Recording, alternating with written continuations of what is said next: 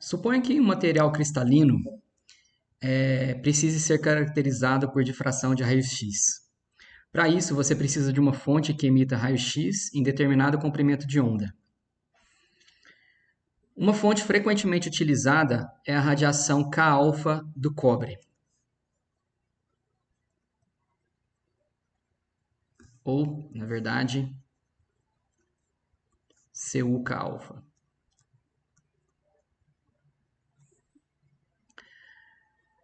As linhas de emissão K-alfa ocorrem quando um elétron faz a transição de um orbital 2p, aqui representado pelas camadas L2 e L3, para um orbital 1s, na camada K. A transição para uma camada mais interna libera energia na forma de fótons, com comprimento de onda específico. A emissão K-alfa é composta por duas linhas espectrais, K-alfa1 e K-alfa2. A linha K-alfa1 tem maior energia do que a linha K-alfa2 e, portanto, menor comprimento de onda do que a mesma. O comprimento de onda médio dessas duas linhas espectrais, K-alfa1 e K-alfa2, está em torno de 1,54056 angstrom. E esse é o que é utilizado. E esse comprimento de onda de lambda é igual a 1,54056 angstrom, que é dito o comprimento de onda da radiação K-alfa do cobre. Então, a fonte de raio-x, sendo, por exemplo, tratada. Se uma fonte de raio-x, vamos desenhar primeiro, na verdade, aqui uma. Suponha que você tem aqui, então, alguns planos cristalinos ordenados, né, com os átomos aqui em suas posições.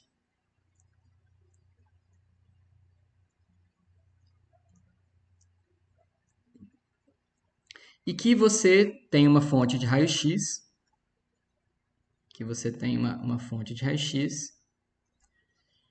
e que esses raios-x sejam emitidos contra esse material cristalino aqui representado na figura. Então, o feixe vem nessa direção.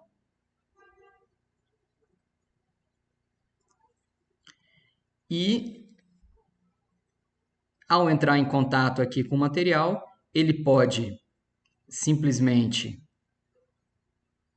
passar ou ele pode difratar.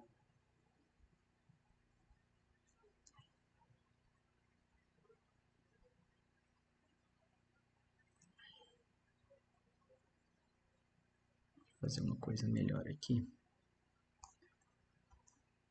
Melhor representando. Feixe.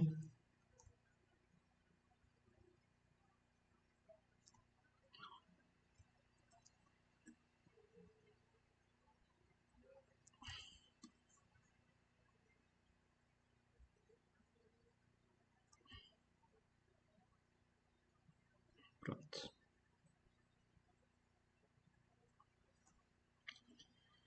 Então, o feixe de raio-x ele tem determinado comprimento de onda, representado aqui por lambda. Comprimento de onda, representado aqui por lambda, né? Que o comprimento de onda é igual para esses dois raios aqui, por exemplo. Essa aqui é a fonte de raio-x.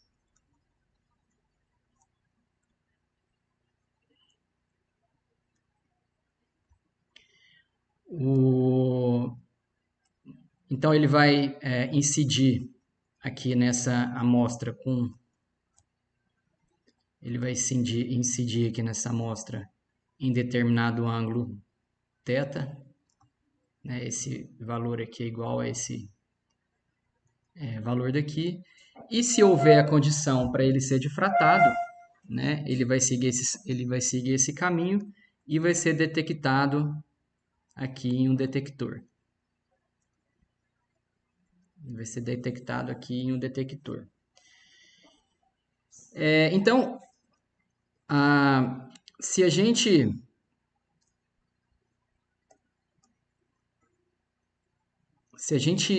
fizer então um gráfico,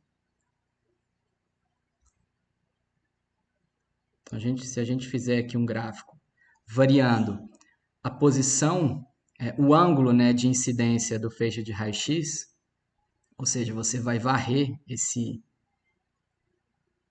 ângulo θ aqui, você pode plotar então esse ângulo θ aqui na abscissa, né? E aqui o detector ele vai detectar a intensidade desse feixe, que vai ser plotado aqui na ordenada. E se você fizer uma varredura dessa forma aqui que eu estou indicando, você vai obter um sinal mais ou menos dessa forma. Em alguns lugares e alguns valores de θ vai ter picos de intensidade muito grande aqui do feixe difratado. Em alguns outros lugares você tem intensidade quase nula, né? Em outros lugares você tem uma intensidade grande, outras nula. E aí vai, obtendo então um padrão de difração para essa determinada amostra. Mas o que vai provocar o aumento da intensidade? O que provoca o aumento da intensidade do feixe nesses picos aqui? Qual que é esse fenômeno? Então, suponha aqueles dois feixes de raio-x, suponha os dois feixes de raio-x da figura anterior, ou seja, o feixe 1 e um feixe 2. Ou melhor, um feixe, chamar o de cima de 1 e o de baixo de 2. Feixe 1 e aqui o feixe 2.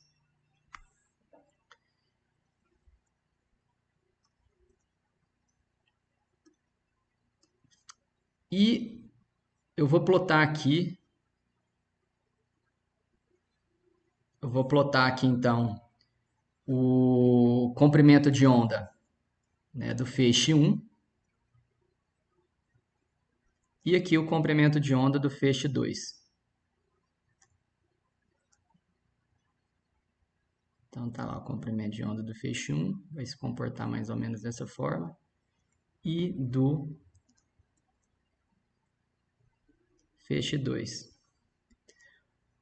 Como eles estão sendo emitidos de uma mesma fonte e não existe nenhuma tipo de situação que vai fazer com que haja deslocamento aqui nessa interferência aqui nessas ondas, né, de cada um dos dois, então ambos vão ter o comprimento de onda lambda.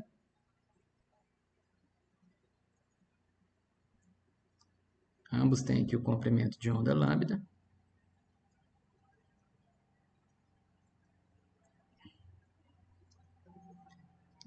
E ambos vão ter a mesma amplitude. E ambos possuem também a mesma amplitude. Amplitude A e A. Ou seja, são feixes idênticos. Se por acaso esses dois feixes se sobrepuserem, ou seja, você somar esses dois feixes, vai haver então interferência construtiva, ou seja, vai haver soma. Vai haver soma nos picos e nos vales. Então, eles vão se somar e vai haver uma coisa mais ou menos assim. Então, houve interferência construtiva. O comprimento de onda se manteve. O comprimento de onda se manteve. Mas a amplitude dobrou de tamanho. O que antes era A se tornou agora 2A. Então, isso é denominado interferência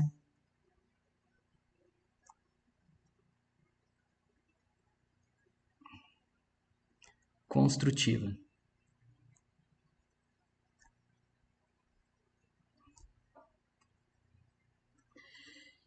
Se os dois feixes não estiverem em fase, ao contrário do que aconteceu aqui na interferência construtiva, se o pico de um estiver exatamente no vale do outro, vai haver então, como por exemplo, o que vai acontecer nesse próximo gráfico aqui que eu vou plotar. Então, se eu tiver uma coisa desse tipo,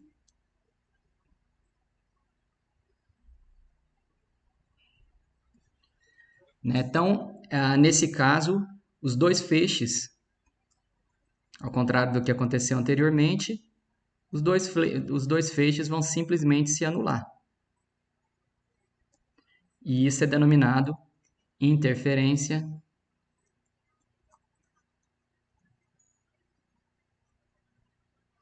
destrutiva.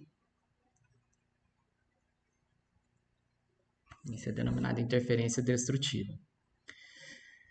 Se a amostra é um material cristalino, então ela vai apresentar planos cristalográficos definidos.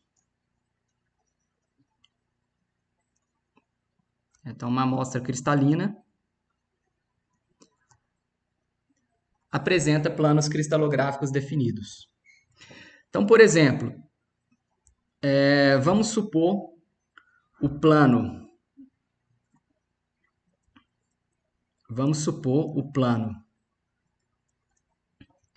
0, 0, 1 de uma estrutura cúbica. De uma estrutura cúbica. Então, se a gente construir o plano 0, 0, 1 dessa estrutura cúbica,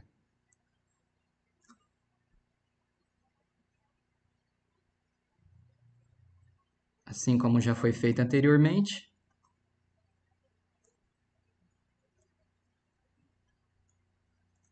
Z, X e Y.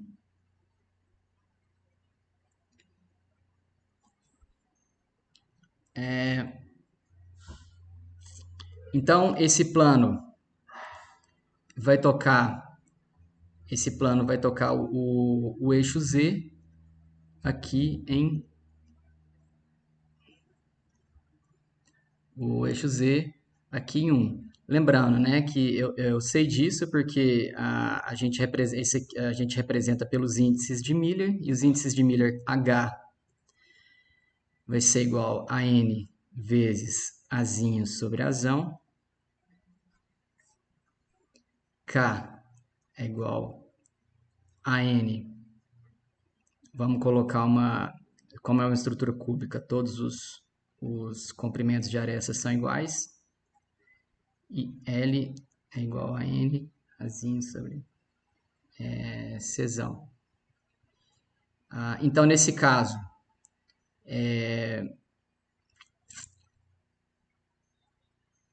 para que H seja zero, não pode tocar o eixo X. Então, ele vai tocar o eixo X no infinito.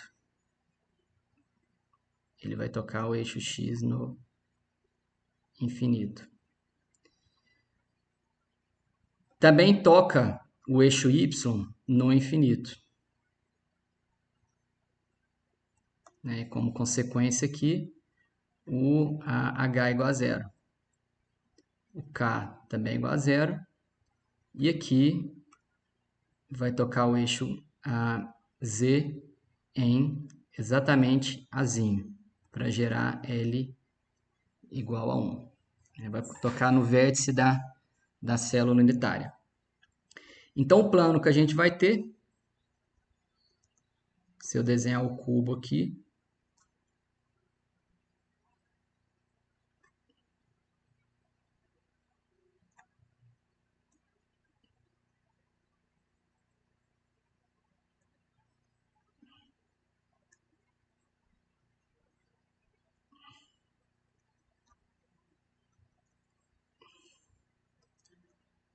então o plano que a gente vai ter vai ser esse aqui, representado de azul.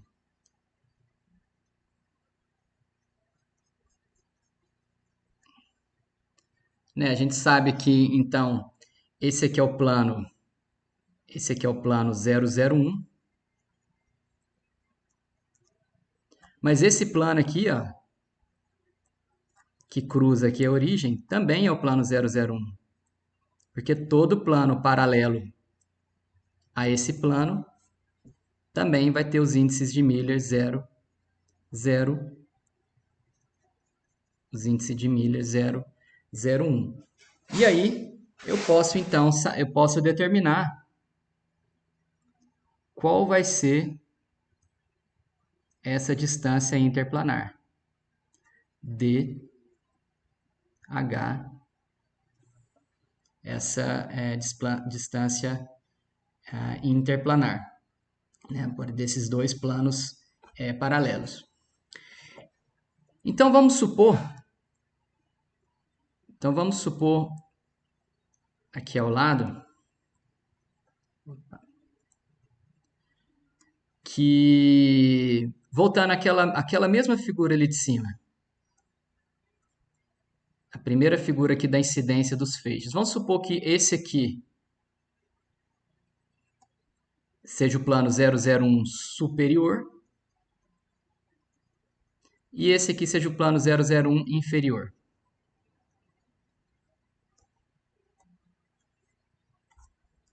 Né? Aqui. Vamos redesenhar aqui. Aqui eu tenho o plano. Melhor vou fazer assim.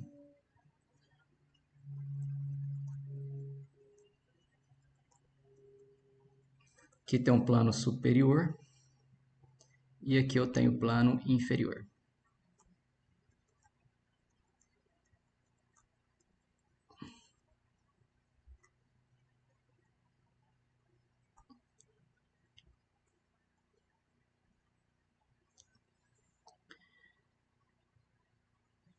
Então, eu sei que vai ter aqui um feixe de raio-x.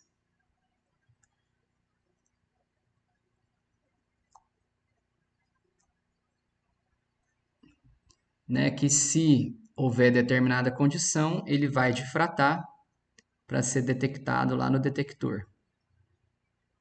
Né, assim como vai vir aqui um segundo feixe, que se houver determinada condição, ele vai refratar e vai ser detectado ali no detector. Feixe 1, feixe 2. Né? Ambos saindo aqui com o mesmo comprimento de onda. Esse ângulo de incidência é um ângulo θ. Né? Se eu passar uma reta aqui ligando essas duas extremidades e traçar aqui continuar essa linha para cá, eu vou ver que como esse ângulo aqui é um ângulo reto de 90 graus, consequentemente, isso aqui vale 90 menos θ. E aí, isso aqui vale θ. Esse aqui também é um ângulo reto. Vamos chamar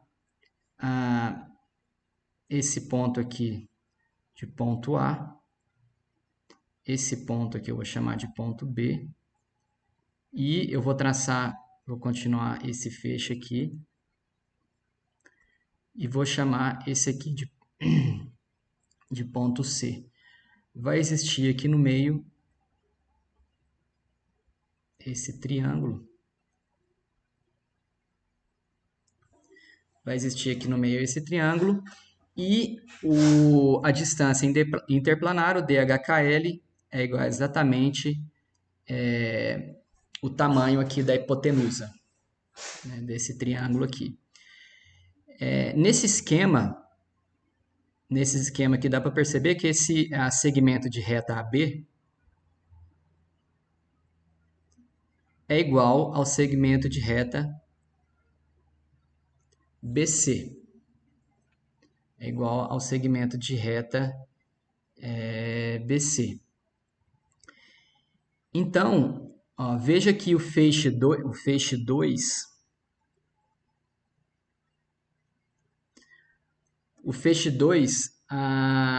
vai percorrer uma distância de AB mais BC maior do que o feixe 1. Quer dizer, o feixe 1, enquanto ele está percorrendo essa distância, o feixe 2 percorre essa distância mais AB mais BC.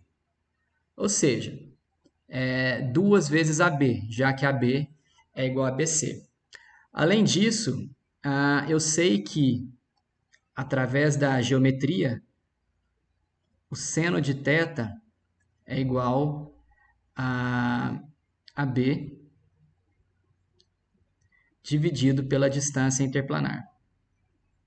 E, consequentemente, né, consequentemente, essa distância AB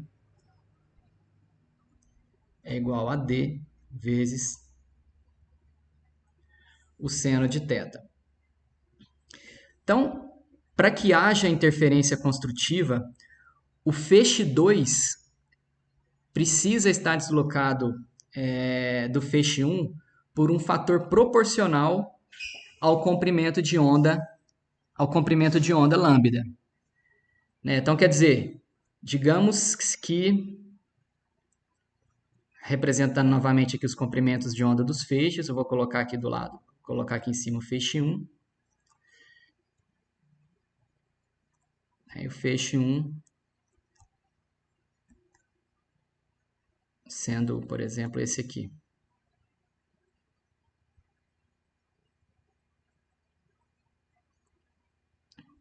E o feixe 2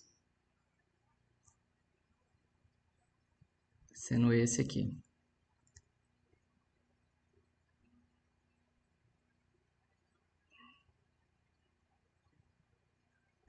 Então, nesse ponto, quando eles saem da fonte, eles estão em fase. Né? Os comprimentos de onda aqui são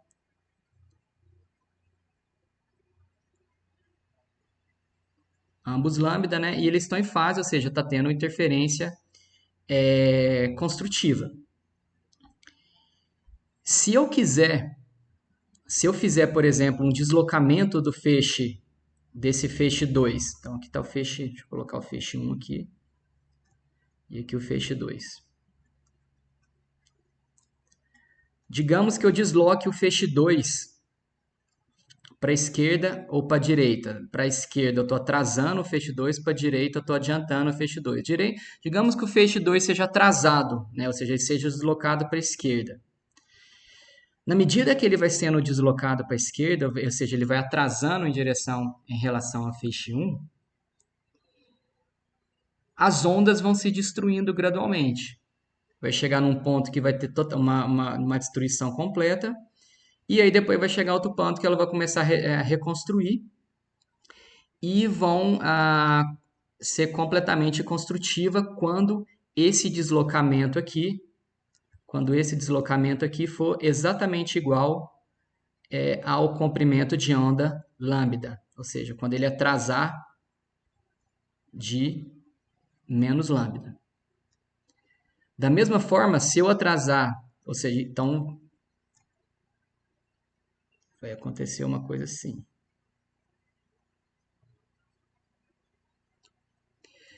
Se ele atrasar de menos 2 vezes lambda, também vai ter interferência construtiva.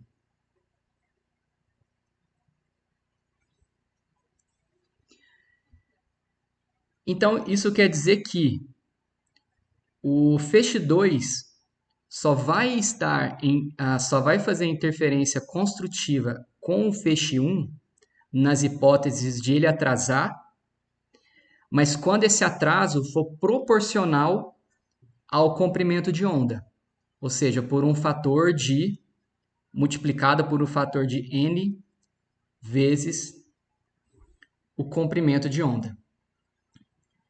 Então, a distância percorrida pelo feixe 2 deve ser proporcional a esse valor aqui de n de n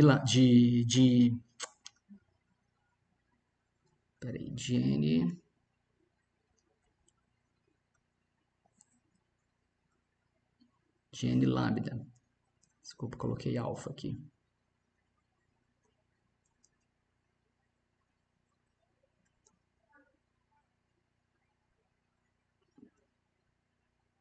De n lambda. E qual que é o valor? E qual que é o valor que ele anda mais? O valor que o feixe 2, a distância que o feixe 2 anda mais do que o feixe 1, aqui nesse percurso, é igual a 2 vezes AB. Então, esse valor de 2 vezes o segmento de reta AB tem que ser igual tem que ser proporcional a lambda, ou seja, tem que ser igual a n vezes o comprimento de onda lambda. Né? Mas eu sei que o comprimento de onda, eu sei que esse comprimento de reta aqui AB é d vezes seno de θ, então 2 vezes d seno de θ é igual a n vezes o lambda. Então, se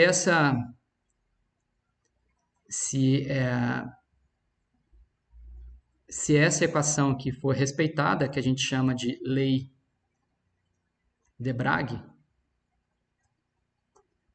então se a lei de Bragg for respeitada, vai haver então interferência construtiva entre o feixe 1 e o feixe 2, e lá no difratograma você vai encontrar aqui o pico, esse pico, né? Então, aqui o pico quer dizer que a lei de Bragg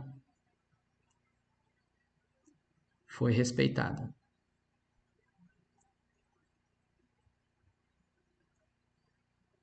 Ou seja, 2 vezes d seno de θ vai ser igual a n vezes lambda. Como que se faz essa medida? As medidas de difração de raio-x se fazem em um difratômetro de raio-x.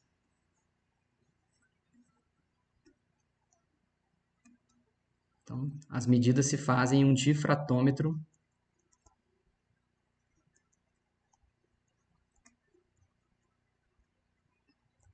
de raio-x.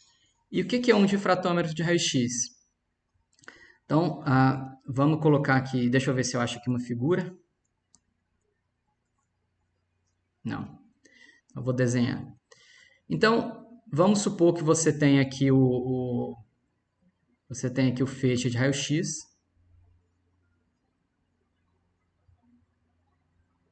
Isso aqui é a fonte, né?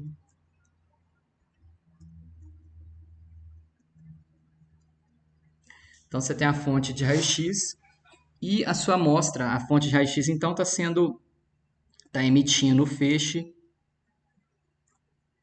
né, nessa direção. E esse feixe aqui vai entrar em contato com uma amostra que vai ser colocada aqui nessa posição.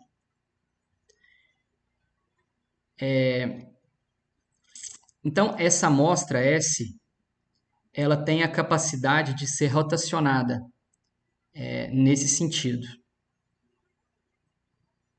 Ela tem a capacidade de ser rotacionada nesse sentido. Né? O ângulo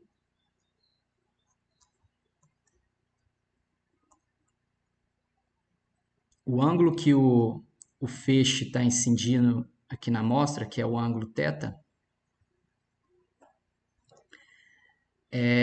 Então, quando o feixe então atinge a amostra, ele vai ser difratado.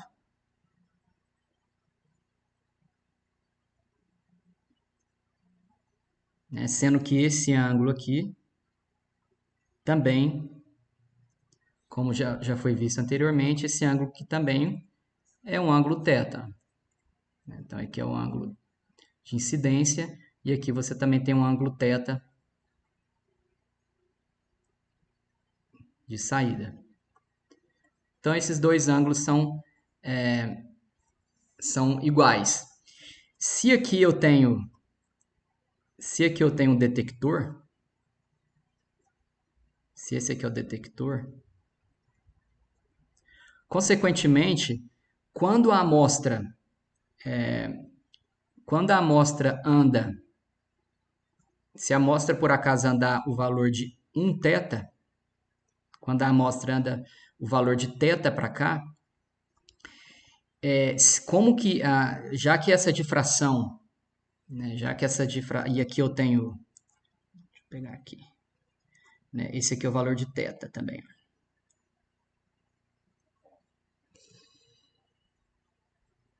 Né, então, na medida que a amostra está rotacionando θ para cá, a fonte permanece fixa.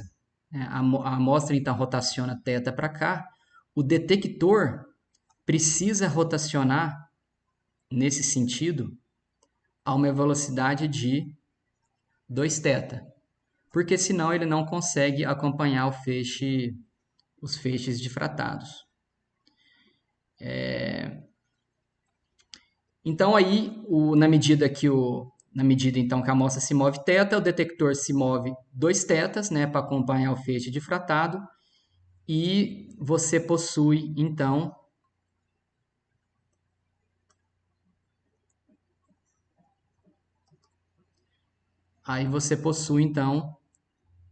lá o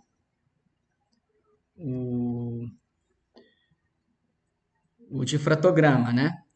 E, por exemplo, aqui é um difratograma para o chumbo obtido com um comprimento de onda de 1,542 angstroms. Né, então, indicando aqui que cada um desses picos aqui houve então o respeito da lei de Bragg, e aí aqui está havendo então a interferência construtiva dos eixos difratados no chumbo.